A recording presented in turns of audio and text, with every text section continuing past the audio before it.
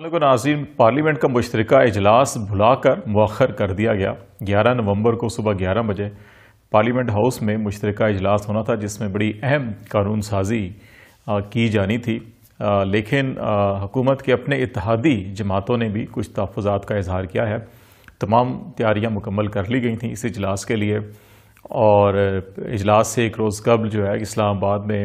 Prime minister نے اپنے اتحادی جماعتوں کے اعزاز میں ظہرانہ بھی دیا، جس میں ان کی اتحادی جماعتوں کے ارکان نے، پی ٹی آئی کے اپنے ارکان نے بھی، قومی اسمبلی اور سینٹ کے ارکان نے شرکت کی۔ اس کے علاوہ اس سے پہلے جو ہے وہ اپوزیشن کا بھی مشترکہ اجلاس ہوا، عشائیہ تھا، جس میں شہباز شریف صاحب نے اس کی میزبانی کی، اور اس میں Pakistan Peoples Party, A N P, J U I اور دیگر جو ان کے اتحادی پارلیمانی ممبران قومی اسمبلی کے اور سینٹ کے انہوں نے شرکت کی تھی۔ اس مشترکہ اجلاس سے ایک روز دو روز قبل جو ہے کہ قومی اسمبلی میں جو پرائیویٹ ممبر ڈے تھا منگل کے روز، تو اس وقت حکومت کے 2 بل جو ہیں، حکومتی ارکان کے 2 بل مسترد ہوئے تھے۔ اس میں ان کو جو عددی اکثریت تھی اس وقت حکومتی ارکان کی ایوان میں موجود نہیں تھی، جس کی وجہ سے جب ووٹنگ ہوئی تو وہ ووٹ جو ہے اپوزیشن کے زیادہ نکلے اور حکومتی ارکان کے کم تھے، جس وجہ سے بل مسترد ہوئے تھے۔ پھر یہ جب اجلاس ہوا تو اس میں ابھی 2 آراء سامنے آ رہی ہیں۔ حکومت کی جانب سے یہ کہنا ہے کہ وہ اس کے اوپر ایک جامع اتفاق رائے کے لیے، کنسنسس کے لیے، اور اپوزیشن سے بھی چاہتے ہیں کہ ایک بار پھر ان کو موقع دیا جائے اور وہ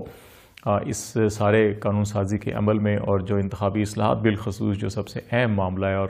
بیرون ممالک مقیم پاکستانی ہیں ان کو ووٹ کا حق دینے کا معاملہ ہے، اس تناظر کے اندر، اور پھر انتخابی اصلاحات میں بھی الیکٹرانک ووٹنگ مشین کا جو معاملہ ہے اس پہ سب سے زیادہ تحفظات اور خدشات پائے جا رہے ہیں۔ الیکشن کمیشن آف پاکستان نے بھی اس پر تحفظات اور خدشات کا اظہار کیا۔ اپوزیشن اس کو پہلے ہی یکسر مسترد کر چکی ہے۔ حکومت کی اتحادی جماعتوں نے بھی، ابھی کاف لیگ نے اور ایم کیو ایم کے ارکان کا یہ کہنا ہے کہ وہ اس حوالے سے ان کے بھی ذہنوں میں کچھ سوالات ہیں، تو وہ جب تک ان کو تسلی بخش جواب نہیں ملتے تو وہ اس بل کے لیے اس حوالے سے انہوں نے حکومت سے یہ درخواست کی ہے کہ اجلاس کو کچھ عرصے کے لیے مؤخر کیا جائے، اور اس سے پہلے اس کی تمام بریفنگز اور ڈیٹیل جو ہیں سامنے لے کے آئی جائیں، تو پھر اس کے بعد اجلاس بلایا جائے اور اس کے اندر بات چیت کی جائے۔ اپوزیشن نے اس کو، شہباز شریف صاحب نے بھی اسٹیٹمنٹ جاری کیا، اور اپوزیشن کی جانب سے یہ کہا جا رہا ہے کیونکہ پارلیمنٹ کے مشترکہ اجلاس کے لیے بھی حکومت کو جو درکار مطلوبہ اکثریت کی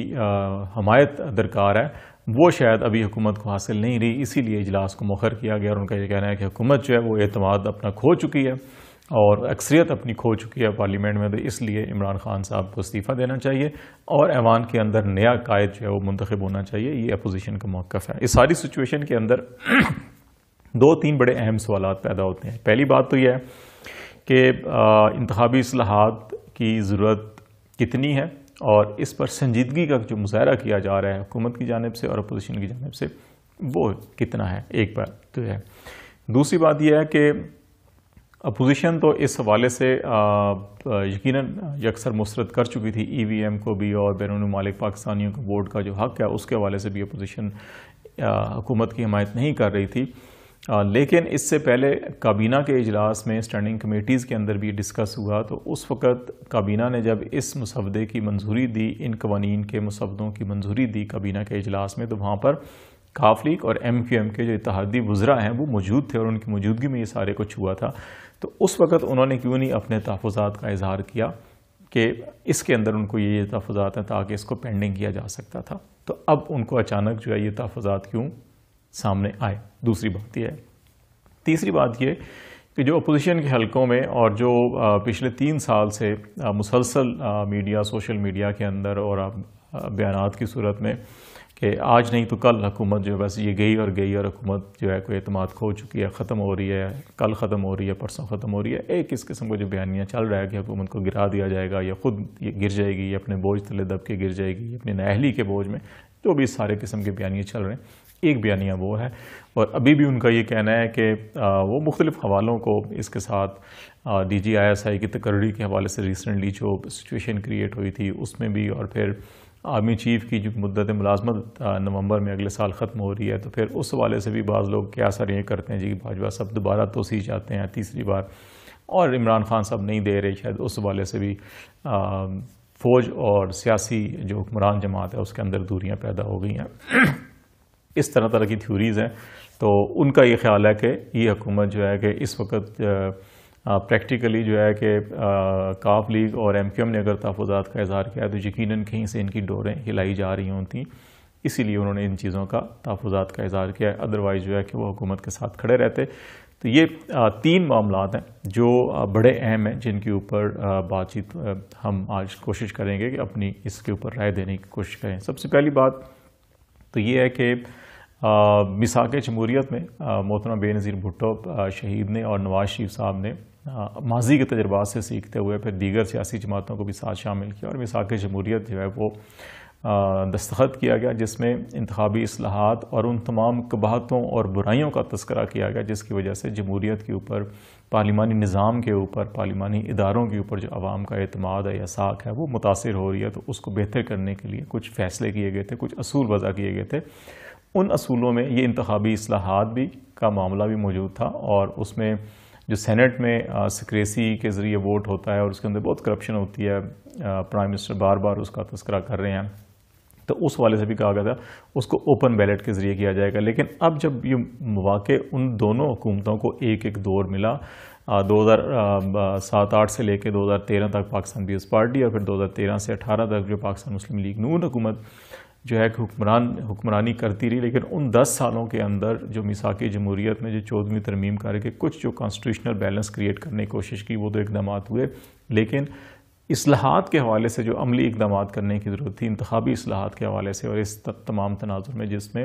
یہ دھاندلی کے ایلیمنٹ کو، کرپشن کے ایلیمنٹ کو جو ہے کہ وہ کم سے کم کیا جا سکے، اس کے اوپر کوئی پیش رفت نہیں ہوئی. اور جب اس دور حکومت میں بھی پیش رفت کرنے کی کوشش کی گئی تو اس کو انہی 2 بڑی جماعتوں نے بڑی شدید اس کی مخالفت کی. تو اس میں لگتا یہ ہے کہ سیاسی پوائنٹ سکورنگ ہو رہی ہے اور اس کے اندر جو مخلصانہ کوششیں ہیں وہ نہیں ہو رہی، تو وہ کرنے کی ضرورت ہے. دوسری بات، حکومتی اتحادی جو ہیں اور جو پارلیمنٹ کا مشترکہ اجلاس بلایا گیا، یقیناً اس سے پہلے ہوم ورک کیا گیا ہوگا حکومت کی جانب سے بھی، اور کوشش کی جاتی رہی تھی کہ اپوزیشن کو ساتھ میں لایا جائے. بات نہیں ہوئی، قومی اسمبلی میں اکثریت ہے، سینٹ میں اکثریت نہیں ہے اپنا جماعت کو، تو اس لیے جوائنٹ سیشن بلایا جا رہا تھا. تو یہ کوئی راتوں رات معاملات نہیں ہوئے، اس سے پہلے کیبنٹ بھی چیزیں پیش ہوئیں. تو میرا خیال ہے کہ جو سیاسی اتحادی جماعتیں ہیں ان کو بھی میچورٹی کا مظاہرہ کرنا چاہیے، اور اس سارے سلسلے کے اندر یہ دیکھنا چاہیے کہ اس پچھلے 2-3 سالوں سے مسلسل حکومت یہ کہہ رہی ہے کہ انتخابی اصلاحات پہ بیٹھیں، آئیں سب بیٹھیں بات کریں، اور ابھی بھی 3 سال گزرنے کے بعد بھی جو ہے کہ ساتھ تمام سیاسی جماعتیں جو ہیں وہ یہ کہہ رہی ہیں کہ ان کو بھی وقت درکار ہے، ابھی ان کی سوالات ہیں وہ جواب نہیں ہوئے. تو میرا خیال ہے کہ اس کے اندر سنجیدگی کا ایلیمنٹ، کیونکہ ہر سیاسی جماعت جگاڑ لگانا چاہتی ہے، وہ شارٹ کٹ کرتے ہیں. انتخابی عمل کے اندر ہمیشہ ایجنسیوں کے اوپر، فوج کے اوپر انگلی اٹھائی جاتی ہے، لیکن سب سے زیادہ کرپشن یا سب سے زیادہ دھاندلی کے جو ذریعے ہیں وہ صوبائی محکمے ہوتے ہیں، جو انتظامی سطحوں کے اوپر اور جو الیکشن کمیشن کا جو ڈی لمیٹیشن ہوتی ہے وہاں پر معاملات ہوتے ہیں، ووٹر لسٹوں کی تیاری میں معاملات ہوتے ہیں. تو یہ ایک پورا کمپریہنسو نظام اور پیکیج ہے جو الیکشن کو چوری کیا جاتا ہے. اس میں صرف ایک ادارہ شامل نہیں ہے، ملبہ ایک پہ ڈالا جاتا ہے، پولیس کے ذریعے، انتظامیہ کے ذریعے،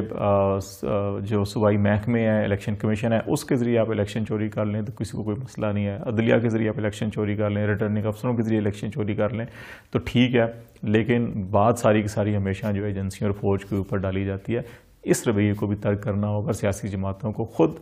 ایک صاف اور شفاف نظام کے لیے تجاویز لانی چاہیے اور اس کے اوپر عمل کرنا چاہیے. حکومت کو بھی یہ چاہیے کہ وہ اپنے اتحادیوں کو ساتھ لے کے چلے، اپوزیشن کو بھی ساتھ لے کے چلے، ان سے ضرور آراء حاصل کرے، لیکن یہ معاملہ زیادہ لٹکایا نہیں جانا چاہیے. اس کے اوپر کوئی نہ کوئی کمپریہنسو پیکیج ضرور ہو.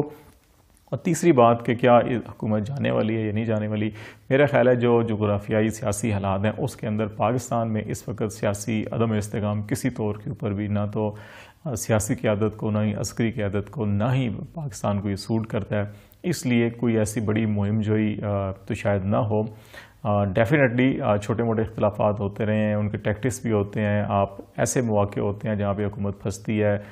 بجٹ منظور کرانے کا معاملہ تھا تو جہانگیر ترین گروپ نے اپنی شوگر سکینڈل میں جو تحقیقات تھی ان کے اوپر اثر انداز ہوئے. ابھی یہ بل پاس کرانے کا معاملہ ہے تو ڈیفینیٹلی ایم کیو ایم اور کاف لیگ کے بھی اپنے بہت سے تحفظات ہیں، بہت سے مفادات ہوتے ہیں سیاسی، وہ بھی اس حوالے سے کچھ نہ کچھ بارگیننگ کرنے کی کوشش کریں گے. تو یہ میرا خیال ہے بارگیننگ کرنے کے اور ہزار مواقع ہوتے ہیں، لیکن ایسے معاملات جن کے اوپر قوموں کے مستقبل کا، سیاسی نظام کے مستقبل کا، پارلیمانی نظام کی ساکھ کا مستقبل جو دو پر لگاؤ، ان کے اوپر میرے خیال ہے سیاسی بلیک میلنگ اور بارگیننگ جو وہ نہیں ہونی چاہیے. ان کے اوپر سنسیئرٹی کے ساتھ بیٹھ کر جامع پیکج تیار کیا جائے اور اس کے اوپر پھر تمام مل کر اس کو کامیاب بنائے تو زیادہ بہتر ہے. سیاسی بارگیننگ کے لیے اور بہت سے مواقع ہوتے ہیں، ان کے اوپر ضرور یہ بارگیننگ ہونی چاہیے. میرا خیال ہے ابھی بھی حکومت کے گرنے کے یا کوئی بہت بڑا سیاسی عدم استحکام یا سیاسی بھونچال آنے کے میرا خیال ہے امکانات ابھی کم ہے. تاہم جو ہے کہ ایف اینڈ بٹس اور گیو اینڈ ٹیک کے بعد جو ہے کہ کوئی نہ کوئی یہ سچویشن ایسی کریٹ ہو جائے گی جس کے اندر ایک ایسا پولیٹیکل کانسٹیٹیوشنل لیگل پیکج تیار ہو جائے گا جس کے تحت یہ تمام بل اور انتخابی اصلاحات بھی شاید کامیاب ہو جائیں.